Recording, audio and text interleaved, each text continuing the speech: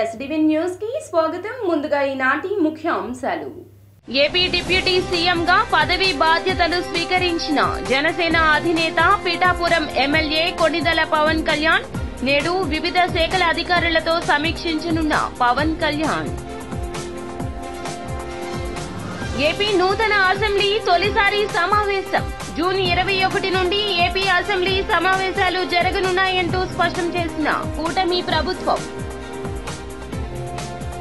మాజీ CM YS Jaganmohan రెడ్డిని కలిసిన ఆ పార్టీ ముఖ్య నేతలు, తాజాగా ఎన్నికల్లో పోటీ చేసిన అభ్యర్థులు. విద్యుత్ ట్రూ అప్ ఛార్జీల భారం పడకుండా చర్యలు తీసుకోవాలంటూ విద్యుత్ నియంత్రణ మండలికి బహిరంగ లేఖ రాసిన సిపిఎం రాష్ట్ర కార్యదర్శి వర్గ సభ్యులు సిహెచ్ బాబురావు.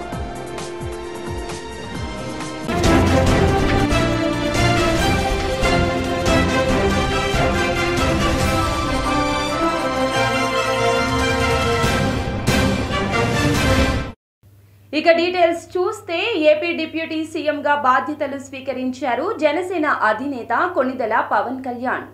వివిధ శాఖల అధికారులతో ఆయన నేడు సమీక్షలు నిర్వహించనున్నారు. జనసేన పార్టీ కేంద్ర కార్యాలయం నుంచి విజయవాడ చేరుకున్న ఆయన క్యాంపు కార్యాలయంలోకి ఉప ముఖ్యమంత్రిగా తొలిసారి అడుగుపెట్టారు. అనంతరం అధికారికంగా బాధ్యతలు స్వీకరించారు.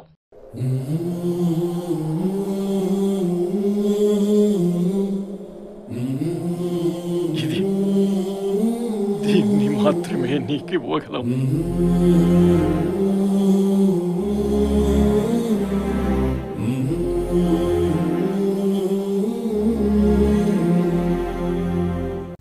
జూన్ 21వ తేదీ నుండి ఏపీ అసెంబ్లీ సమావేశాలు జరగనున్నాయని కూటమి ప్రభుత్వం స్పష్టం చేసింది. ఈ నెల 21వ తేదీ నుండి నిర్ణయించాలని రాష్ట్ర ప్రభుత్వం తొలుత నిర్ణయించింది. ఈ నెల 24 నుండి జరుగుతాయని ప్రభుత్వ వర్గాలు తెలిపాయి. తాజాగా 21, 22 తేదీల్లో నిర్వహించాలని నిర్ణయించారు.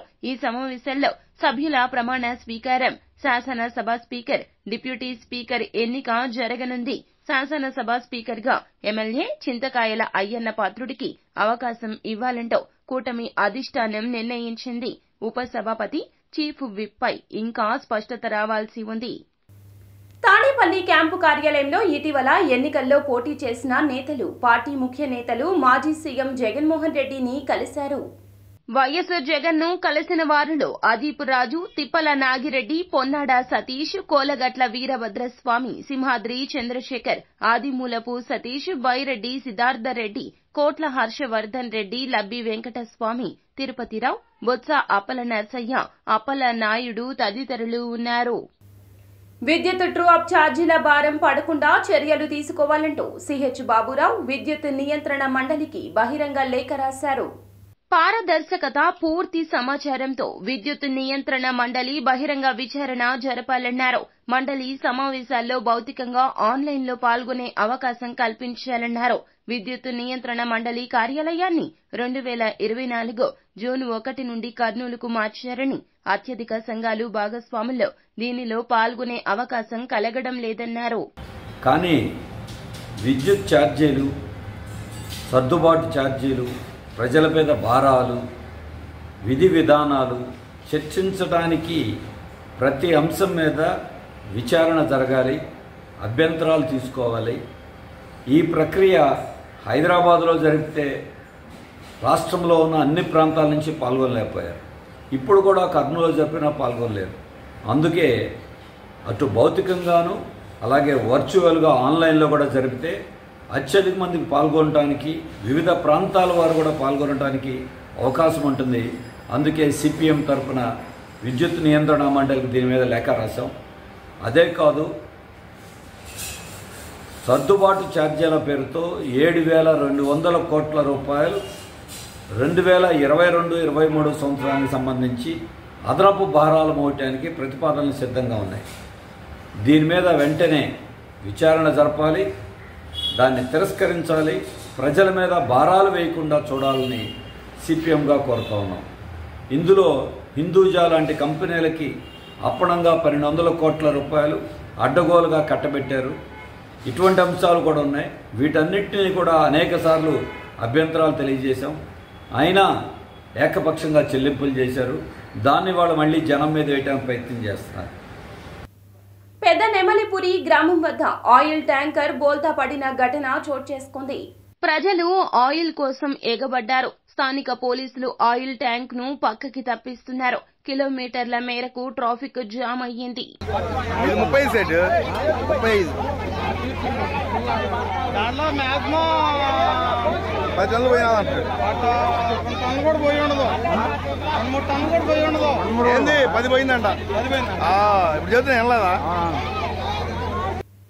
బందర్ రోడ్లోని ఒక ప్రముఖ హోటల్లో క్షేమ జనరల్ ఇన్సూరెన్స్ ఆధ్వర్యంలో బీమాపై రైతులకు అవగాహన కార్యక్రమాన్ని నిర్వహించారు.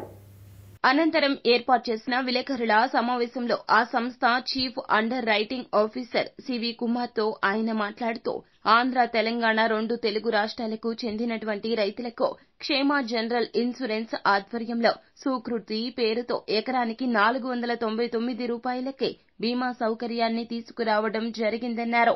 రైతుల సమస్యలు పూర్తిగా అర్థం చేసుకుని పంట పండించే రైతు నష్టపోకూడదు అనే ఉద్దేశ్యంతో సుకృతి పేరుతో ఇన్సూరెన్స్ ను తీసుకువచ్చినట్లు వెల్లడించారు.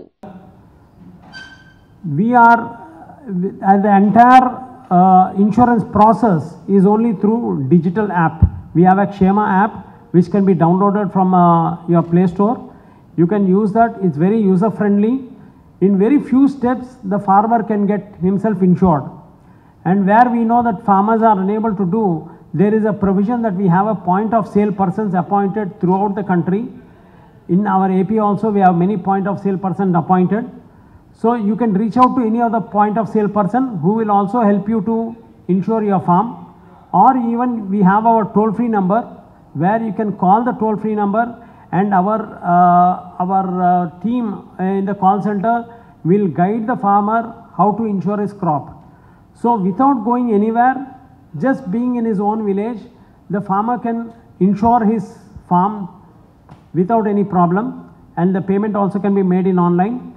And at the time of the claim also, by just click of a button he can intimate, or maybe through a toll free number he can intimate.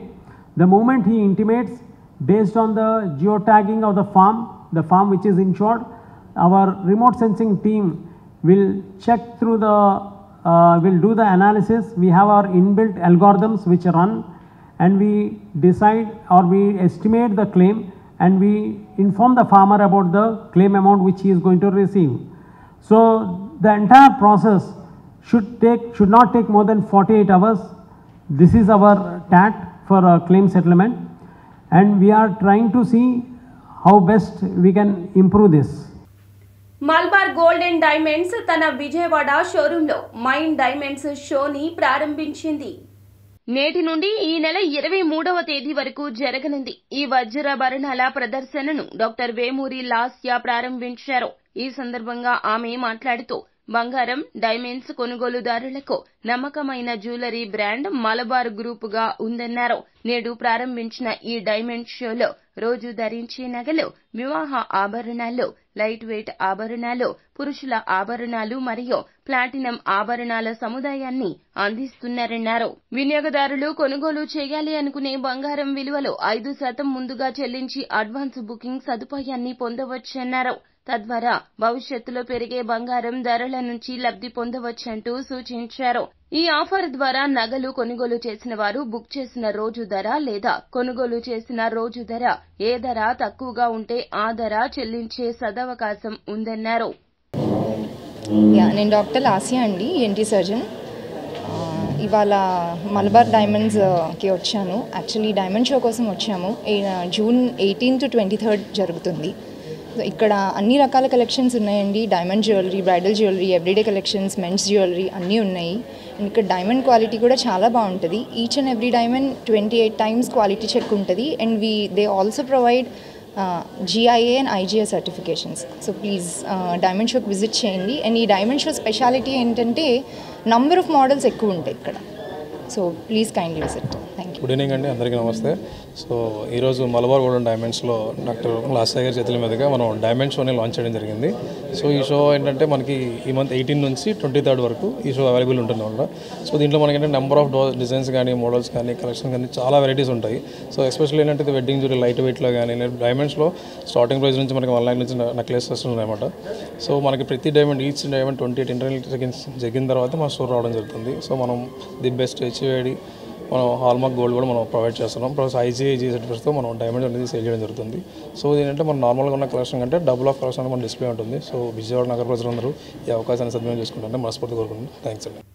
Mogalrajapuram polyclinic రోడ్లోని Samana college of design studies 15వ వార్షికోత్సవ కార్యక్రమం ఘనంగా జరిగింది. ఎస్సీడీఎస్ అధినేత్రి సమన మాట్లాడుతూ అమరావతి పరిధిలోని మంగళగిరిలో తయారైన వస్త్రాలకు కూడా డిమాండ్ ఉందన్నారు. ఉప్పాడ, పోచంపల్లి, కలంకారీ వస్త్రాలకు ప్రపంచ వ్యాప్తంగా మంచి డిమాండ్ ఉందన్నారు. ఎంతో ప్రత్యేకమైన ఈ దుస్తులకు ఫ్యాషన్ ను జోడిస్తే మంచి ఆదరణ ఉంటుందన్నారు. పిల్లల్లో ఉన్న ఆసక్తిని తెలుసుకుని ఆయా రంగాల్లో వారిని ప్రోత్సహిస్తే అగ్రస్థానానికి చేరుకుంటారన్నారు. ఫ్యాషన్ డిజైనింగ్ రంగంలోకి తాను వెళ్తానని మొదటిగా కుటుంబ సభ్యులతో చెప్పినప్పుడు అందరూ తీవ్రంగా వ్యతిరేకించారన్నారు. అందరినీ ఒప్పించి తాను ఈ సంస్థను స్థాపించినట్లు చెప్పారు. నమస్తే అండి, సమానా ముస్వి, నేను chairman of Samana college of design studies. 2009లో స్టార్ట్ చేశాను నేను ఈ కాలేజ్ చాలా చిన్నగా. ఇవాళ సెంట్రల్ గవర్నమెంట్ రికగ్నిషన్తో పాటు 4 years degree in fashion designing, 4 years degree in interior డిజైనింగ్తో 15 yearsకి రీచ్ అయ్యాము. That's a great achievement. ఏంటంటే డిజైన్ కోర్స్ అనేది 4 years డిగ్రీ అనేది మన స్టేట్లో లేదు. సో చాలా ఎఫర్ట్స్ పెట్టాము రికగ్నిషన్ తీసుకురావడానికి. క్వాలిటీ మెయింటైన్ చేస్తే కానీ అక్రిడియేషన్ అవ్వలేదు. అక్రిడియేషన్ అయిన తర్వాత రికగ్నిషన్ వచ్చింది. సో మౌలానా ఆజాద్ ఉర్దూ నేషనల్ యూనివర్సిటీతో కొలాబరేషన్ మంది ఇప్పుడు. సో ఫ్యూచర్లో క్యాపిటల్ కొత్త అమరావతి క్యాపిటల్ అవ్వబోతుంది అని చెప్పి ఎక్స్పెక్ట్ చేస్తున్నాం. అడ్వాంటేజ్ ఏంటంటే మాకు గతంలోనే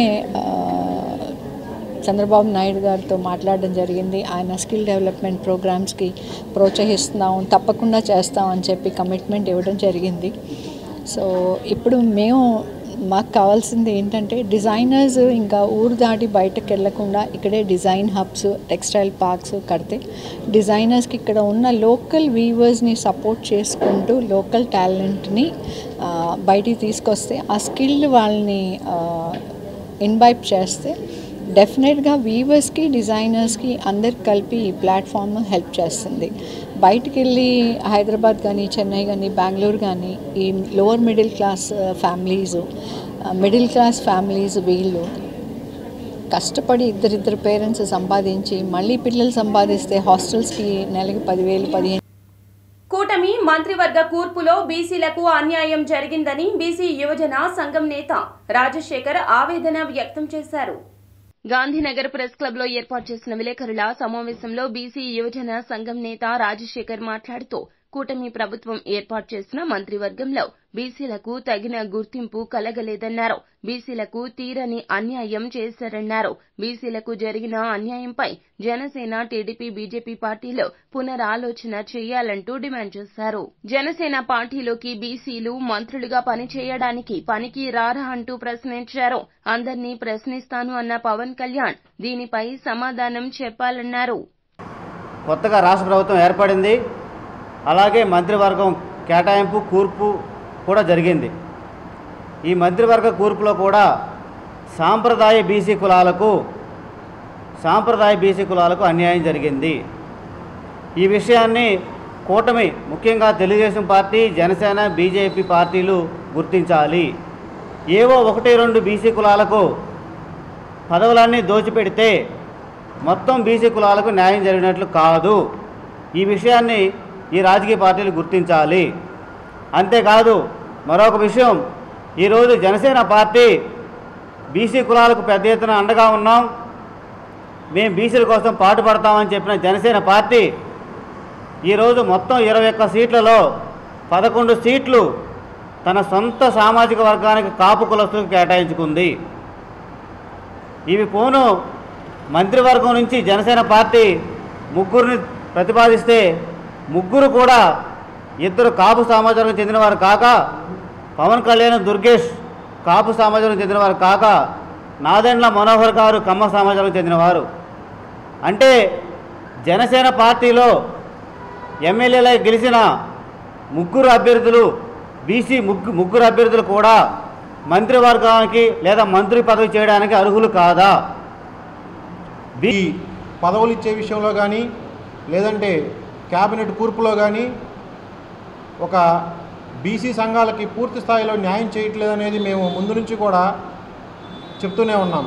ఈరోజు మరి ముఖ్యంగా ఈ జనసేన సీట్లు తీసుకునే ఎమ్మెల్యే సీట్లు తీసుకునే విషయంలో నుంచి ఈరోజు పార్టీలో ఉన్న పదవులు కేటాయించే విషయం వరకు కూడా ఒకే వర్గానికి లేదా కొన్ని వర్గాలకు మాత్రమే పరిమితం అవుతుంది. సామాజిక న్యాయాన్ని చేస్తానన్న పవన్ కళ్యాణ్ గారు ఈరోజు సామాజిక న్యాయాన్ని తొంగలో తొక్కే పరిస్థితి కనిపిస్తూ ఉంది. మీరు తీసుకున్న పదవుల దగ్గర నుంచి, ఈ సీట్లు ఎమ్మెల్యే సీట్ల దగ్గర నుంచి ఈరోజు ఇచ్చే మంత్రి పదవుల వరకు కానీ, అదేవిధంగా ఈరోజు కొత్తగా అసెంబ్లీ ఉపసభాపతి విషయంలో కానీ వారికి ఈరోజు కేటాయిస్తారని సమాచారంలో వారు పరిశీలించే పేర్లు కూడా ఒక కాపు సామాజిక వర్గానికి చెందిన వ్యక్తులని, అలాగే బ్రాహ్మణ సామాజిక వర్గానికి చెందిన వ్యక్తుల్ని పరిశీలనలో తీసుకుంటున్నారు. మరి సామాజిక న్యాయం అన్న పవన్ కళ్యాణ్ గారికి బీసీ కులాలను పరిగణలో తీసుకోవాలన్న కనీసం ఆలోచన ఎందుకు రావట్లేదని మేము ఈ సందర్భంగా ఆయన్ని మేము ప్రశ్నిస్తున్నాము. మేము ముఖ్యంగా పవన్ కళ్యాణ్ గారికి తెలియజేస్తుంది ఏమంటే, ఏదైతే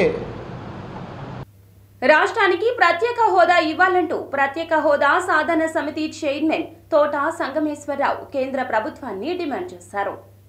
ఈ సమావేశంలో ఆయన మాట్లాడుతూ దశాబ్ద కాలంగా ప్రత్యేక హోదా విషయంలో రాష్ట్ర ప్రజానీకంతో కేంద్ర ప్రభుత్వం ఆటలాడుకుంటుందన్నారు. ఆంధ్రప్రదేశ్ రాష్ట్ర ప్రయోజనాలను, ప్రజల మనోభావాలను దృష్టిలో పెట్టుకుని ప్రత్యేక హోదాను అమలు చేయాలని డిమాండ్ చేశారు. అదేవిధంగా ఆంధ్రప్రదేశ్ రాష్ట్ర పరిమాణానికి తగ్గట్లుగా రాజధాని నిర్మించాలన్నారు. వారి స్థాయిలో కిలోమీటర్ల పరిధిలో రాజధాని నిర్మాణం చేపట్టడం వల్ల రాష్ట్రంపై ఆర్థిక భారం పడుతుందన్నారు. 2014లో రాష్ట్రం విభజించబడ్డప్పుడు ప్రత్యేక హోదా అనేటువంటిది, ఇతర హామీలు అనేటువంటివి కేంద్ర ప్రభుత్వం పార్లమెంట్ సాక్షిగా ఇవ్వబడినటువంటిది. అయితే రాష్ట్రంలో ఉన్న రాజకీయ పక్షాలు కానీ, రాజకీయ పక్షాలు అంటే మా ఉద్దేశం అధికార ప్రతిపక్షాలు కానీ, గత 10 ఏళ్లలో ఉన్నటువంటివి, కేంద్రంలో ఉన్నటువంటి అధికార ప్రతిపక్షాలు కానీ, 4 మొత్తం కలిపి ఆంధ్ర రాష్ట్ర ప్రజల మనోభావాలతో ఆడుకుంటూ ఉన్నాయి. ప్రత్యేక హోదాను కానీ, సంబంధిత హామీలను కానీ ఏటి నెరవేర్చకుండా కాసేపు ఉందని కాసేపు లేదని మాట్లాడుతున్నాయి. అధికారంలో లేనటువంటి పార్టీనేమో మేము వస్తే అధికారంలోకి వస్తే ఇస్తామంటున్నాయి. అధికారంలోకి ఉన్న వాళ్ళు చట్టసభలో మాట్లాడకుండా విడిగా మాట్లాడుతూ హామీలు ఇస్తూ మళ్ళీ ఒక సందర్భం వచ్చినప్పుడు ప్రత్యేక హోదా అనేటువంటిది కాలం చెల్లిపోయిన అంశం, దాని గురించి మర్చిపోండి అని వ్యంగ్యంగా మాట్లాడుతున్నారు. ఓట్లు కావాల్సినప్పుడు మీ దగ్గరికి వచ్చి, జనం దగ్గరికి వచ్చి బతిమాలుకుంటున్న వాళ్ళు ఓట్లు అవసరం తీరిపోయిన తర్వాత మాట్లాడుతున్న మాట వేరే రకంగా ఉంటుంది. ఇది రాజ్యాంగం సాక్షిగా ప్రమాణం చేసి ఎన్నికైనటువంటి అధికారిక ప్రభుత్వాలకు కావచ్చు కాక విడిగా రాజ్యాంగం మేరకు పనిచేస్తున్నటువంటి సంస్థలు కూడా సరైనటువంటిది కాదు. ప్రజల మనోభావాలతో ఆడుకోవడం అనేటువంటిది చాలా నీచమైన కార్యక్రమం. ముఖ్యంగా ఆంధ్ర రాష్ట్రం విడిపోయిన తర్వాత ఇక్కడ వ్యవసాయ ప్రాధాన్యత రాష్ట్రం తప్పితే పరిశ్రమలు పెద్దగా లేవు. పరిశ్రమలు రావాల్సింది 2014లో ఇస్తా అని చెప్పి మనం హ్యాండ్ ఇచ్చి మళ్ళీ 2019 తర్వాత ఫుల్ మెజారిటీ వచ్చిన తర్వాత ఆంధ్రప్రదేశ్ని ఎంత చిన్న చూపు చూశారంటే కేంద్ర ప్రభుత్వం మనందరికీ తెలుసు. కానీ ఇప్పుడు ఆ పరిస్థితిలో లేరు. ఖచ్చితంగా మన ఆంధ్రప్రదేశ్ ఒక ఈ ఎంపీల మద్దతు వాళ్ళకి కావాలి. మనకి ఇది సువర్ణ అవకాశం, గొప్ప తరుణం ఆంధ్రప్రదేశ్ ప్రజలకి ప్రత్యేక హోదా సాధించుకోవడానికి. ఇప్పటికి కూడా ప్రత్యేక హోదా అంటే చాలామందికి తెలియదంటే కొద్దిగా ఆశ్చర్యంగా ఉంది. అటువంటి వాళ్ళకి నేను చెప్తున్నాను, ప్రత్యేక హోదా వస్తే 90% రాయితీలు వస్తాయి, ట్యాక్సులు తగ్గుతాయి. దానివల్ల పరిశ్రమలు, పెట్టుబడిదారులు అందరూ కూడా ఆంధ్రప్రదేశ్కి తరలి వస్తారు. రాష్ట్ర యువతకి ఉద్యోగాలు వస్తాయి. నేను పదే చెప్తున్నాం ప్రజలకి, మీరు వినిపించుకోవట్లే. ఆంధ్రప్రదేశ్ రాష్ట్ర యువత బాగుపడాలి అంటే, వాళ్ళ భవిష్యత్తు బాగుండాలి అంటే మనకు ప్రత్యేక హోదా కావాలి. ప్రత్యేక హోదా వస్తేనే ఈ రాష్ట్ర యువత బాగుంటుంది. ఒక ఇండస్ట్రీ కానీ.